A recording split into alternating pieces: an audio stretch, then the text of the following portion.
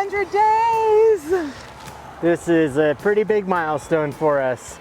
We didn't know if we would make it 1 week, 1 month, and here we are 100 days in and happy as can be. If you're new here, I'm Emily. I'm Brian. And we have been living on the road in this van for the past 100 days with our adventure pup, Wes, come here. Here, buddy. We asked our Instagram and YouTube communities if you guys had any questions for us after we've been on the road for 100 days. And you definitely delivered. You guys have some good questions for us. So we're gonna set up camp here. We're in beautiful Alberta, Canada. Which is something I wasn't even planning on. And it's beautiful here. Yeah, and we're gonna get camp set up and get to answering those questions. And if you have any other questions for us too, leave them in the comments below. We'd love to hear from you. 100-day Q&A. Here we go. First question today, pretty much the easiest question in the world. Can you meet me in Hawaii and we can visit about all the things? We can absolutely meet you in Hawaii. When? And which island? We'll be there. Who's the stinkiest between the two of you? Wes doesn't count.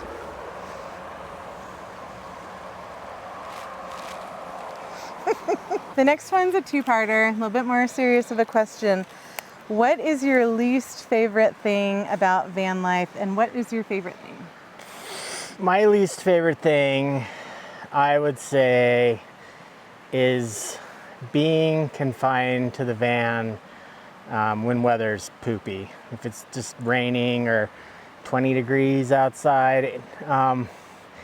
It's a small space and Emily's usually working. You know, there's just not a lot I can go out and do when it's like that. That's probably my least favorite part.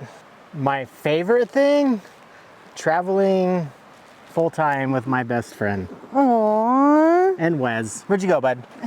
Come here. Come here. My favorite thing, I mean, I don't even know how to like top that. You don't have to top I love traveling with you. My favorite thing in addition to that is gotta be just being in the right place to jump on opportunities as they come up. And a lot of times, you know, when you're planning a vacation, there's so many variables, like what time of year you're gonna be there, where you'll be staying, will you have a rental car, and being able to live in the van really gives you the freedom to just kind of go with the flow and do whatever. And if it weren't for that, we wouldn't have been able to go to Katmai, which was for me a bucket list experience, seeing those grizzly bears up close. A lot of people spend 2 years planning for that trip. You have to enter a lottery, you may or may not get it. And because we were in Alaska and we had the flexibility to just go, we were able to snag some last minute reservations that had been canceled. So stuff like that. And then seeing the Northern Lights the other night in the Yukon. You can't plan on that. You can't. And even our trip tomorrow, where we're headed tomorrow, we're very excited for, and that wasn't even part of the plan. Yeah. So that's you're right. That's definitely a big plus to what we're doing is things just happen. Yep, for sure. This next one, I think Brian and I might have the same answer on, but it's a good question. Being in a van full-time, you're together a lot. How do you manage alone time? What alone time? There is no alone time. You know,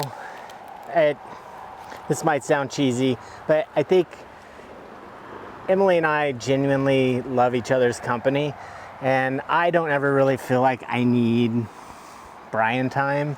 I get it when she's working. I'm with Wes, I'm outside doing stuff. Sometimes being alone in here isn't the best thing in the world. I don't know, I don't necessarily need it. Yeah, and this may be an unpopular opinion, but I don't think either of us really get excited at the thought of like a girls trip or boys night out, guys night out. Even like, back home, it's never been our thing. Yeah, so. I like being around each other. Yeah. We're pretty lucky. How do you route plan and pick sites for the night? Well, you do most of it. I do, and a lot of it is spontaneous, to be perfectly honest. We do know locations where we absolutely want to go, like this place we're going tomorrow. We want to go there, and so I just look at the final destination. I look at how long it's going to take to get there from point A and point B. I figure out how much time we want to spend driving each day, and then I try and find places around those areas. And that can be spending hours, like literally hours, researching on Google Earth, looking at satellite images. I do a lot of just other Googling, seeing what sites are out there. We do use some apps. They can be completely hit or miss, like iOverlander. Actually, that's how we found this spot today, and it worked out pretty good, but sometimes they will lead you astray. Campendium is another app that I found to work especially well in Canada, and then The Dirt is also another app we use. Anything else? I mean, I'll see stuff on Instagram or YouTube, and I'll see a place, and if they don't tell you where it's at, we'll do research, and we can usually pinpoint where these places are. So a lot of it's just stuff we see online, and a lot of it's secret, so people don't give up those spots, which is fine too. We usually find them. Have pretty good luck. And sometimes we get skunked and end up at free shady motels or RV parks. All right, love this question. Are you somehow not ordering anything from Amazon? Where is it delivered? We actually haven't ordered anything yet from Amazon, but we do have a package that we need to pick up next week, and we ship it to a UPS store, and the UPS store will hold it for us. Some UPS stores will charge you to actually pick up the package. We did pretty good at bringing everything we need. There's a couple things I think we've realized we're gonna need, but we can get those in the lower 48 pretty much anywhere. Yeah. But other than that, we kind of brought everything we needed. We actually have too much stuff now. Speaking of bringing stuff with you, the next question is, one thing you wish you'd brought with you? My gold pan. Yeah. Seriously. We were in a place in Alaska that the state set aside for gold panning, and it just would have been something to keep me busy we were there for 3 days. Yeah. So I would have brought that. I would have brought our backpacking gear, and we might pick it up when we swing home here in a couple of months. We've been in some really beautiful places, and it would just be nice to get out of the van for a little bit. And you know, Brian and I have done a ton of backpacking together. We got engaged on the top of Mount Whitney after a very long backpacking trip, and something we haven't done over the past couple of years as much, and I'd love to get back into that.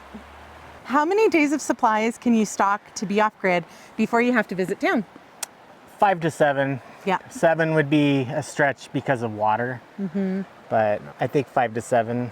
Next question, and I'm pretty sure this one is directed to me, so I will answer it first, but also wondering if you're finding better balance than the 9 to 5. Overall, I would say yes. You know, I don't have clients or a boss or anybody like that is holding me accountable for things that need to be done, but also trying to create a business here out of content creation and YouTube. And I have self-imposed deadlines that sometimes keep me in the van for 10 to 12 hours one day, just editing a video to try and get it out. And those days are hard and long, but You work hard. they're not 5 days a week. So I would say yes, definitely overall, but those days can be a little intense too. All right, next question for you, Brian. Where did we leave Wes when we went and visited that bear place? We found a dog sitter. She checked out online. She had great reviews. It was a safe place for him. We have, though, decided that from now on, and I think we've mentioned this in other videos, we really are not going to board him anymore. We're not going to leave him anywhere unless it's an emergency or absolutely necessary. Maybe one night, but the plan from now on is he's just going to be with us. Love this question from our biggest little fan. She asked, is the water there, she saw our cold plunge, as cold as Tahoe where we're from? It was colder. Yes, much colder. Really, really cold. Imagine filling your bathtub with ice cubes and a little bit of water, and that's basically how cold that water was when we did that cold plunge. Definitely worth it though. This is a great question and one that we're super serious about, but how do you keep the bears away from the food and you? Well, we are from Tahoe, and we do have A lot of black bear. We're used to camping with them. The number one thing is keeping a clean camp, making sure you never leave food out or unattended. That's the biggest thing. And we also have 2 Alvan lockers on the back of our van. If we're somewhere for 2 or 3 days and we started to collect too much trash to keep inside, they make a great bear box. Clean camp. Clean camp. Next question. This question comes from one of my Italian family members. Love it. Curious about your food supply. You always seem to have fresh food. As we mentioned earlier, we can stock up about 5 to 7 days worth of food when we are getting ready to go off grid. We love cooking. I love to eat. We love to eat. And we genuinely just love cooking together. It's a fun way for us to spend time together, a little teamwork. And so we make it a priority to make sure that we always have fresh food and good things to cook. Does the van get a lot of condensation by morning on the inside of the windows? It can. We usually, if it's mild out or not too cold, we'll crack the fan, and we'll crack a window, kind of keep some airflow going. When it's way too cold outside to do that, and we're kind of buttoned up, we definitely get a lot of condensation. We carry a lot of microfiber towels to take care of that. Yeah. The next 2 are good moss questions. I've missed what kind of toilet you have. Do you like it so far? So we have a, what is it? Nature's Head composting toilet. It is one of the best things in the world. Having your own toilet, especially when you're traveling, not having to use pit toilets, public restrooms. Yeah, we pretty much exclusively use our van toilet. If you have an emergency when you're driving down the road. Maintaining it is not my favorite job to do. It's not horrible. There is another kind of toilet that we were looking at a couple of years ago, and it's got some bags that you do your business in. But I think at that time, you're looking at like 25 cents a bag. Yeah. It's something that I would, if given the opportunity, I would probably just try out, but our toilet is great. Do you filter your water as it's filling your tank or just under the sink? So we do have a 3-stage filter under the sink, but whenever I get potable water from like fill stations or gas stations sometimes, I take one of those blue RV filters and screw it right into the water bib I'm using. So we actually have a 4-phase filter, and it seems to work pretty well. Haven't gotten sick yet. While Brian's busy working on getting that fire going, I'll answer this next question, which is, will you go to Baja soon? We've definitely tossed this idea around. We love the idea of going to Baja, but we also have a lot of other places that we want to go in the next year that we're gonna make sure that we get to first. So it's not off the table, it's just not in our immediate future. I can also take this next one, which is, has it been difficult finding water fill locations since you left Tahoe? In the lower 48, no. It felt like we were able to easily find water fill stations. We were also staying in RV parks once or twice a week so that we could get showers in, and we fill up with water at RV parks.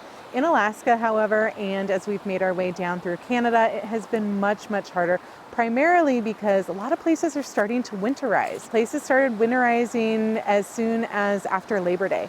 So where you might be able to normally fill up at a campground, those campgrounds have shut off their water for the year.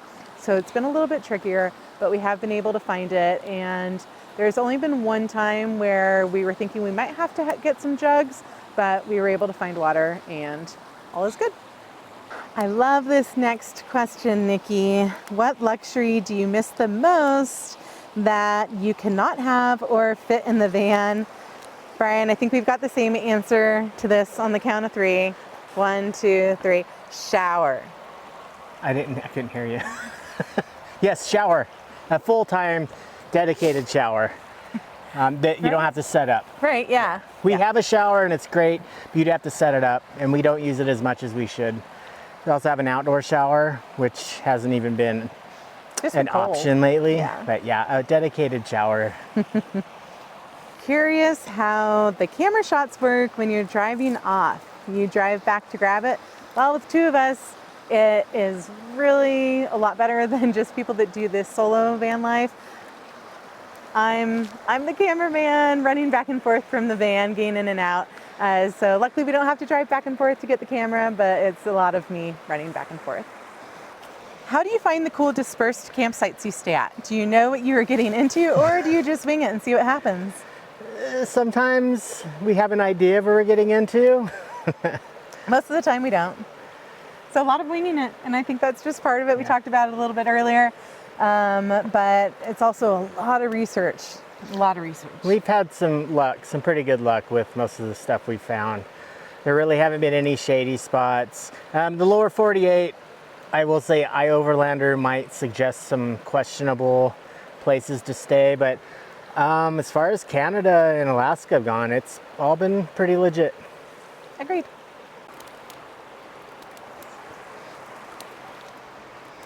Something out of nothing. How long do you plan van lifing?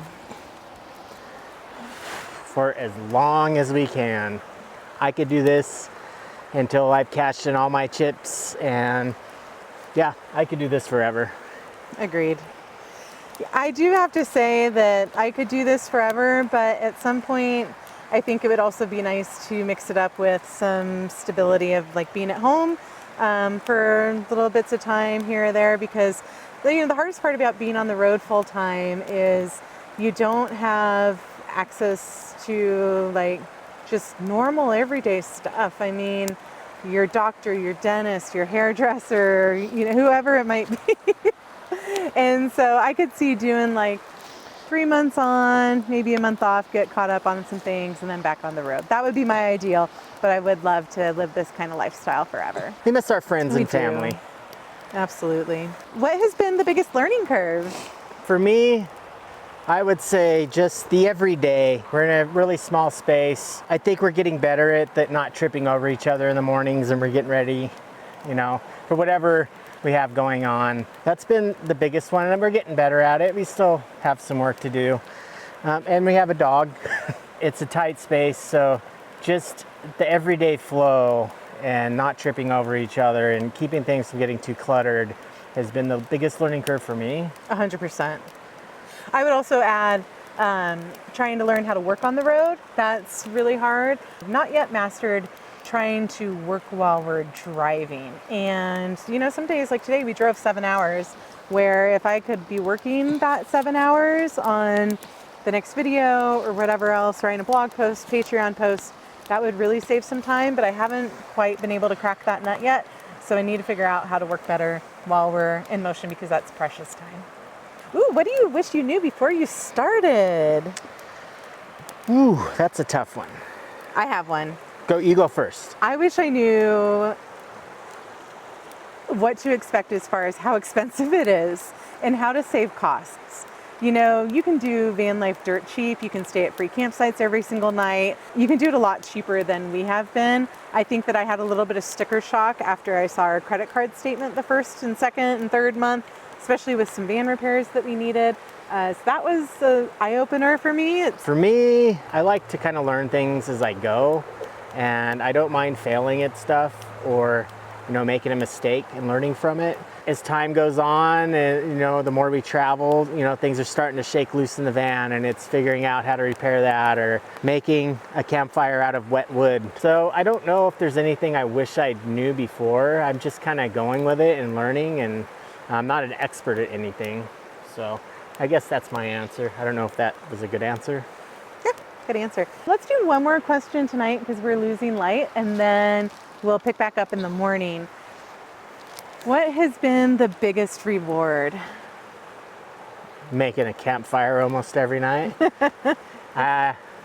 Definitely just having the time to take everything we've seen in, really take it in, or go places we really want to go. We can literally go anywhere we want. Yeah, we've been checking a lot of bucket list places off, Yeah. which has been very cool. And just the freedom, stepping away from the 9 to 5. We're fortunate that we could do that, but doing the stuff we want to now while we can, while we have our health, that's the biggest reward for sure. Yeah. Let's enjoy this campfire for a little bit, and then we'll pick this back up tomorrow. All right.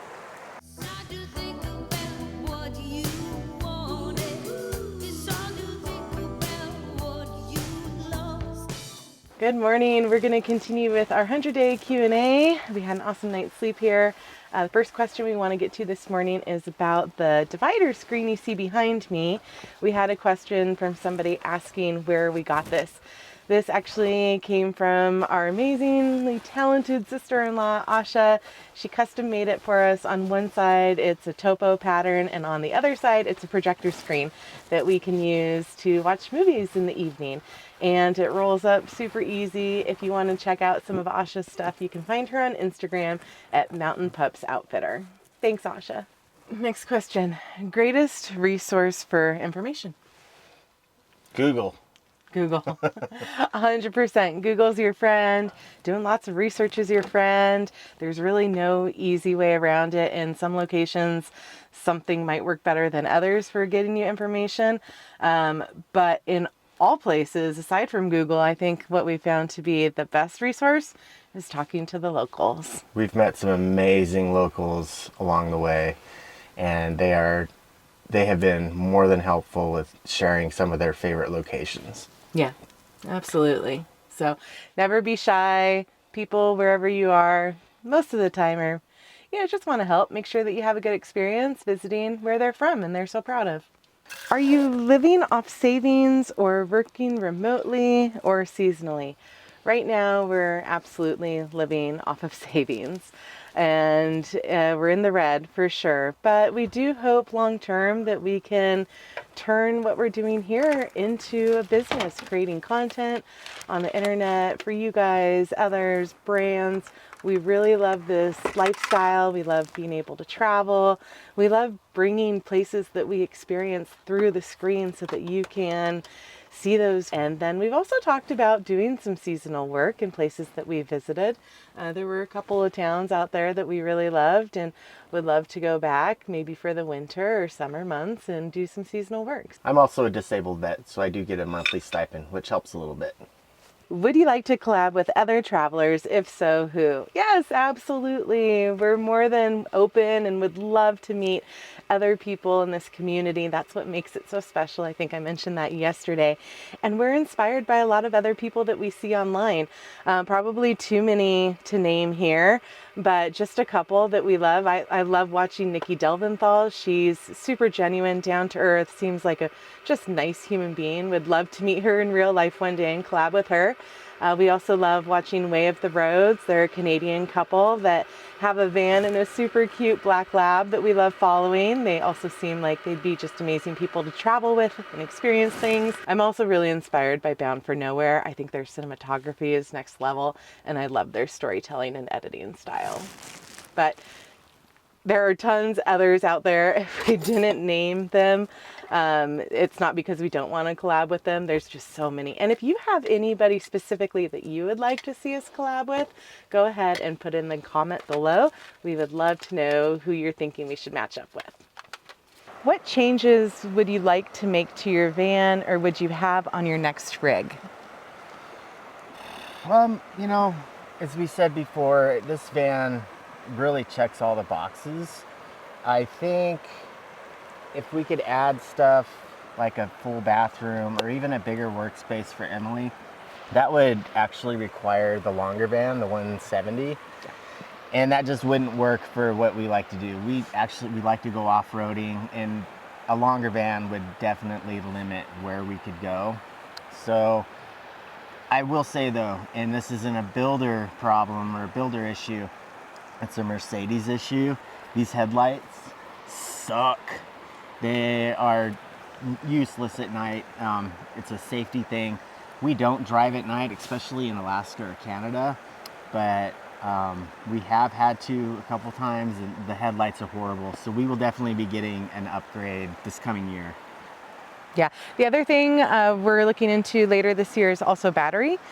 We could use a little bit more battery. So if we want to stay put off grid for a while, we're not reliant on solar being able to charge our battery so much. And then also mounting the Starlink to the top of the van so that it's just a little bit more convenient. We don't have to pull it out every time we want to use it. Yeah. Has Wes been enjoying van life? We have an older dog too, and sometimes notice he has new anxieties and triggers. Has Wes developed any new anxieties while being on the road? I think Wes has adjusted pretty well to being on the road. He's a happy boy. He really loves when we get to disperse spots like this and he gets some freedom. He loves the water. He actually loves the van. He has his spots that he likes to chill out. Sometimes we see him looking out the window, looking at the scenery. If we're in a hotel room for too long, he's ready to go. So I think he's adjusting to van life pretty well. As far as if he has any new triggers or anxieties, one thing that we have noticed is gunshots and fireworks. Unfortunately, I don't think we ever really realized that was a thing at home. Maybe it always has been, but we have noticed being in camp areas where there are gunshots or fireworks, he gets a little nervous. We've got some medication for it, but yeah, not fun. It's not. But overall, happy dog. We're so glad. Buddy. We're so glad he has joined us on this adventure because he adds so much to the whole experience. Yeah. Have you always been campers? How did you decide on a van, and how many days can you boondock? Yes, I think for both of us. I have loved camping for as long as I can remember. It's always been my favorite thing in the world. There's nothing better to me than a campfire and just being out in the wild. Yeah, and I grew up going on a couple camping trips with my family when I was younger, and then in high school, college, would go with friends. Then I really developed a love for backpacking. And when Brian and I first met, actually one of our first dates was snow camping. Snow camping, and it was with a tent. Extreme. It's a little unhinged. That's how I knew. Our beer froze. It was so cold. But we were always tent campers up until 2021, and that's when we bought our four-wheel camper and Toyota Tacoma that we still have and love so much. And we'll never get rid of it. I shouldn't say never, but we're not planning on getting rid of it anytime soon. And we can't wait to actually get it out again. Yeah, and that's more for like the more extreme off-roading. This is very capable, but there are some trails we don't want to take the van on, and that's what the Taco's for. And then why did we decide on the van? I think that happened for us when we took a trip to Iceland, and we drove around Iceland in a van, and we just really experienced how great it is to be able to get up and go in the van. In the four-wheel camper, you have to set up when you get to camp, pull everything out, like your camp chairs, all that stuff like goes in the main living space. So it's not just like an easy, like go pop up and you're set. Your living space is your storage. Yeah. And with the van, everything has a space, and it's just so easy to get up and go.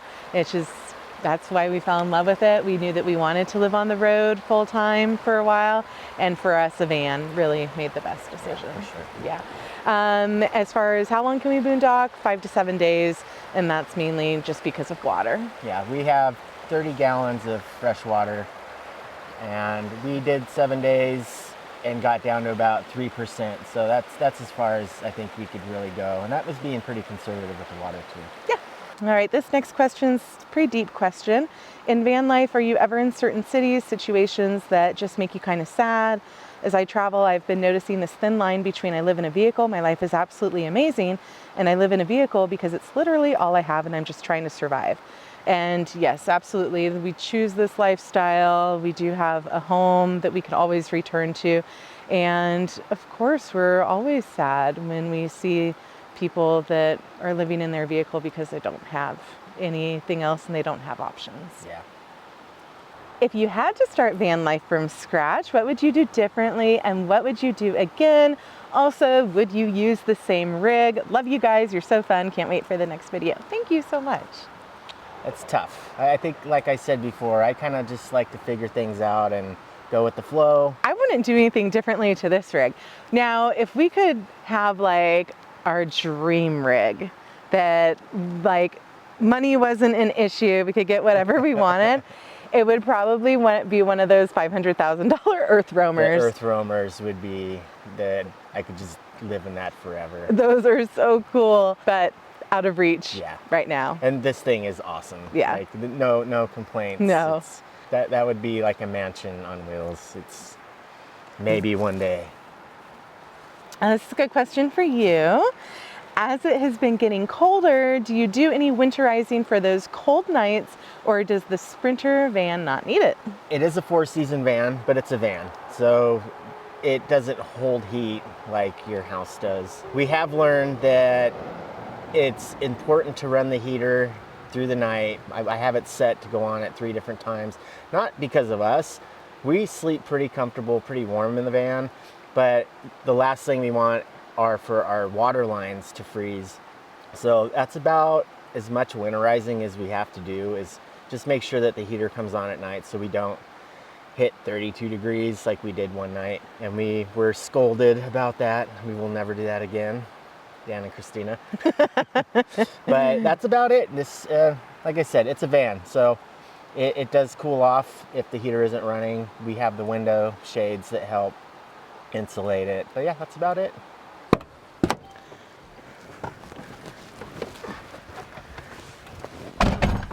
Last question. Is there anywhere you're looking forward to visiting most? I'm looking forward to getting down to the Four Corners area, do some exploring in Utah, New Mexico, Arizona. What about you? I mean, Alaska was a huge destination for us that has been on our list for a long time, but actually where we're headed today has been on my personal bucket list for a really, really, really long time. We were not planning on going here, but the way weather and everything has been working out, we decided to just go ahead and jump on the opportunity. So we got about a 6-hour drive, and we're headed to a place I can't wait to see with my own eyes. Yes, we are very excited to see this.